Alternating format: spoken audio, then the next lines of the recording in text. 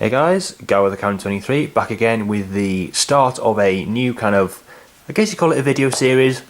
Basically, I filmed a few updates from in the past few months, and I've kind of realised that I've never kind of shown steelbooks I've bought. So what I'm going to be doing, it isn't going to be every week, it's going to be every month. Once a month I'm going to be doing a video like this where I show off the steelbooks that I've bought in that month. Kind of, I guess you call it a Blu-ray steelbook update kind of thing. It's going to be the same kind of outline as the updates, kind of showing you them, kind of where I bought them and what have you. And yeah, it's that simple really. So I've got only four steelbooks in this first update, and from different ends of the quality spectrum. And I'll start off with probably one of the weakest steelbooks, not even of this week or this month, but in my whole collection. And it's a really good film. And I'll actually take it out of this first. It is Inside Llewyn Davis. I'm really disappointed with this steelbook. It's far too cluttered. The design is horrible. There's nothing kind of different about it. It's bleh. Especially for the price I paid for. I'm not going to say how much, but it was a pretty penny, I'll say that. And it's nowhere near worth it. I'm completely disappointed with this steelbook. And it's a shame because it's an incredible film, possibly one of the best of the year. It really is a good film, and it deserves a better steelbook than this. I mean, it's far too cluttered, right? That is not needed. That is definitely not needed. All it needs is possibly the picture and the title, or even if you turn it on the back, maybe have that on the front with just the title and stuff. Have that on the back, and there's nothing. It's bleh. It really is. And of course, you've got the massive Studio Canal logo in the corner there. There's no embossing or anything, so shitty matte finish. It's not very good at all. Quality control on this is terrible. You know, and also you got an upside down spine, so when it's on the shelf, it's going to be upside down. You can either have it or upside down on the shelf, or have it right side up with the title upside down. It's just disappointing. Probably the worst Studio Canal steelbook I own now. And I'm thinking of even selling this and just getting the Amaray version because it's really disappointed me. Like I say, it's far too cluttered. It's just shitty silver. It's got a little bit of an effect, kind of flecked effect. It's not like textured or anything, but it's kind of like that flecked steel kind of thing. And then there's the side again, upside down. And then that should have been on the front, I reckon, with just the title there and possibly the Joel and Ethan Coen thing on there. And then open it up. It is double play, which is always good. Which is probably the only plus point of the steelbook. And actually the inside artwork is quite nice. Again, it's not really kind of a random picture from the film, but it could have been kind of a different picture really. But anyway, just an incredible film, and it's a much better steelbook than this garbage. Last thing, I'm actually thinking of selling this because, I mean, it's not like out of print or anything, but now people have seen it, they're not even that impressed anyway, so yeah, the Inside Llewyn Davis, very disappointed in that one. And then one that is a lot better, but still not like amazing. We have The Good, the Bad and the Ugly. Again, just a kind of a regular matte finish, no embossing or anything. I really do like the kind of the effect on it. It's kind of like the wood grain, what have you, and kind of the what's interesting, like burnt wood kind of effect on it. Really quite nice. Could have been better, but for what it is pretty good. So there we have the front, Clint Eastwood, The Good, the Bad and the Ugly, and directed by Sergio Leone. And there's the side. The title feels a lot of the side, the spine, which I quite like. And then the back again is quite nice, and I've just realised that steel is not connected, so that's always good. Yeah, I do like the artwork on this, but again, if it was gloss, it would have been much better. But I didn't pay much for this thing. It was about £15, I believe, from Zavvi, I think. Don't know if it's a Zavvi exclusive, but it might be. Yeah, the front's alright, just the back kind of detached a little bit, but don't think you do anything about that, to be honest. But again, pretty cool shot from the film. Never seen the film, which is an absolute kind of travesty. But I just haven't kind of had time to sit down and watch it really. Plus, this is the first time I've had it on DVD or Blu-ray.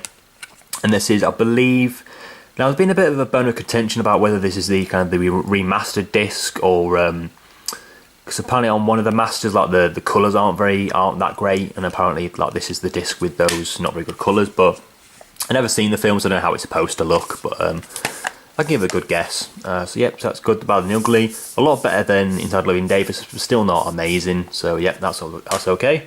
And from the other end of the quality spectrum, we have two extremely very nice steelbooks, both from one from Entertainment Store and one from Zavvi.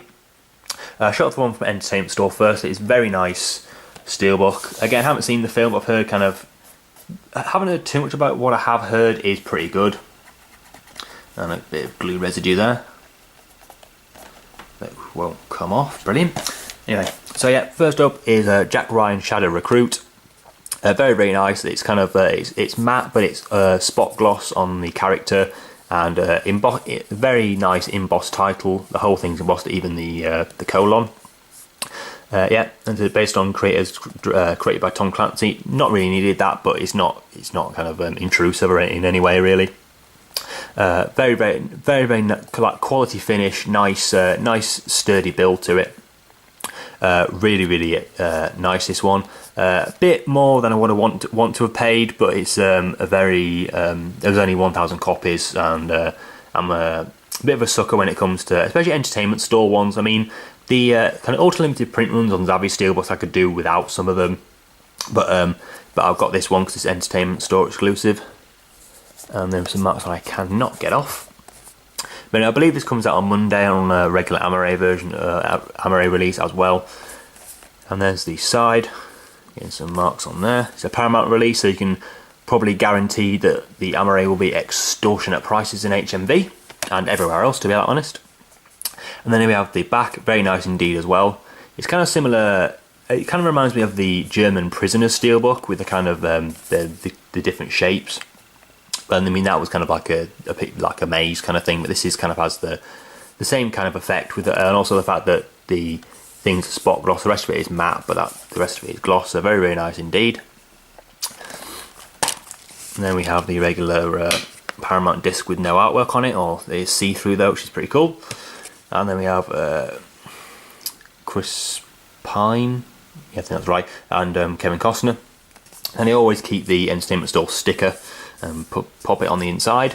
Literally got these two about an hour and a half ago, which is why they're not in these steel shells. But anyway, a lot better than I was expecting. I mean, I've seen pictures yesterday. Someone got theirs early, and it looked really, really nice. But it looks even better in hand.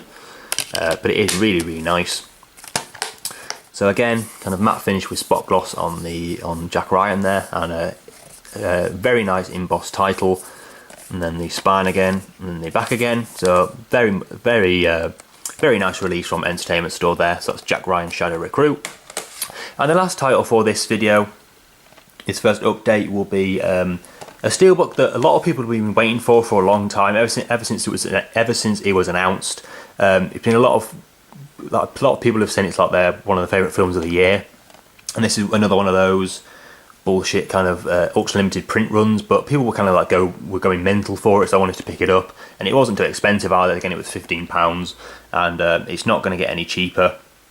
It's not going to be available for too much longer actually, and that is V for Vendetta. Haven't seen this film since it came out of the cinema. I've seen kind of bits and pieces of it when it's been on television and stuff, but I've never seen the actual. I've never kind of seen the whole thing since I saw it at the cinema. But again, very, very nice release. It's a high gloss finish.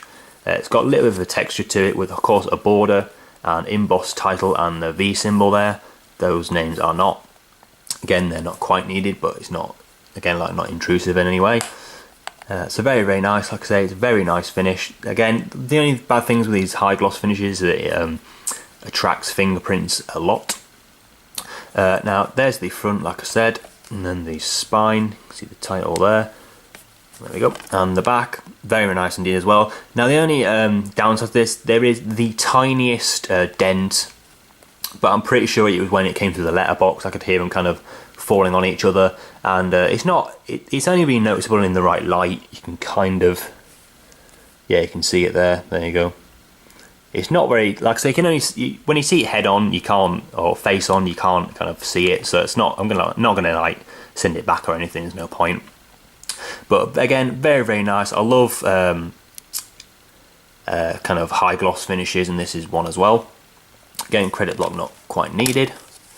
Then you get the irregular disc. I'm pretty sure this has been available for years. And then really cool inside artwork.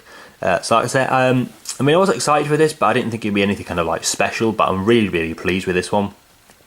I'm kind of more pleased that I got it when it was kind of available, not out of print or anything. But I believe they're all gone. But some people have kind of the other thing with kind of these limited print run steelbooks is a few people sometimes buy kind of one or two, which is usually to kind of make sure they get a mint copy. And what they basically do, they buy 2 copies, and if one is mint, they just send the other one back, or possibly keep it to trade with people. And but it's well, I don't say backhand, but it's a bit iffy in my opinion. But I've only done that once, and I can't remember what film it was for. But anyway, enough of me talking about that. Again, very nice steelbook. We have V for Vendetta. So that'll do for this my first Blu-ray steelbook update. Like I say, with varying degrees of quality. That is atrocious. But like I say, only for this month, but I haven't been going mental. But that's what I'm going to be doing kind of each month, because I don't buy like loads and loads and loads of steelbooks at once. I mean, I have got over 160 of them, but I haven't. I don't like buy like loads and loads every month. But these are the ones I have got. I have got a couple of other ones on the way, but they're kind of older ones, so I probably won't bother showing them. I might do. I don't really know yet. But anyway, that'll do for my first Blu-ray steelbook update. So thanks for watching as always, and see you on the next one.